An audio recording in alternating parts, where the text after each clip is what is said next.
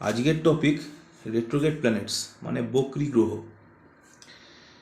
গ্রহ রেট্রোগ্রেশন হওয়ার টাইপসগুলো হলো মোশন, রেভলিউশন এবং রোটেশন।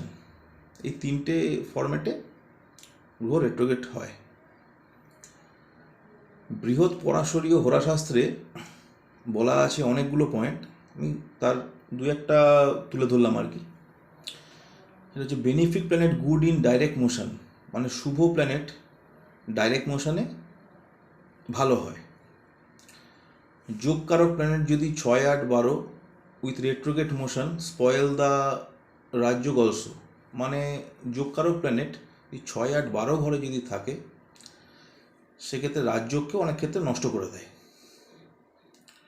যদি বক্রী অবস্থায় থাকে। সারাবলিতে বলা আছে বেনিফিক প্ল্যানেট রেট্রোগ্রেড ইজ পাওয়ারফুল, মানে যে গ্রহগুলো ভালো সেগুলো রেট্রোগ্রেড হলে শক্তিশালী হয় বা পাওয়ারফুল হয়। আর malefic planet retrograde is not good, মানে মেলিফিক প্ল্যানেট যেগুলো হবে সেগুলো ভালো নয় রেট্রোগ্রেড হলে। বৃহৎ জাতকে বলা আছে রেট্রোগ্রেড মার্কারি মানে বুধ, মার্স মানে মঙ্গল, জুপিটার মানে বৃহস্পতি, স্যাটার্ন মানে শনি এবং ভেনাস মানে শুক্র হ্যাজ মোর চেষ্টাবল, মানে চেষ্টাবল এদের অনেক বেশি থাকে রেট্রোগ্রেড থাকলে।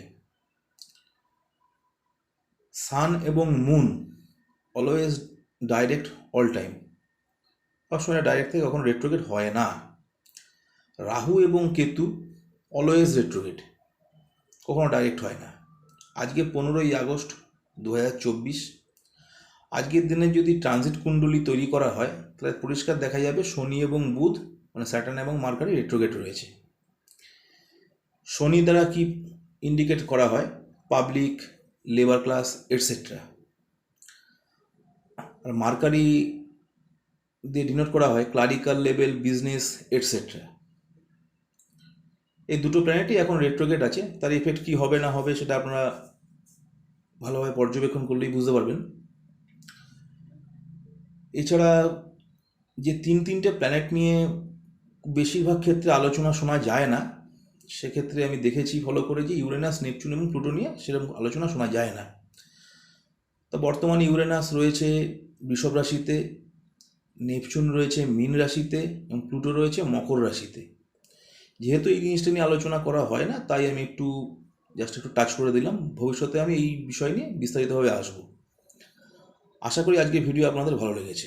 নমস্কার।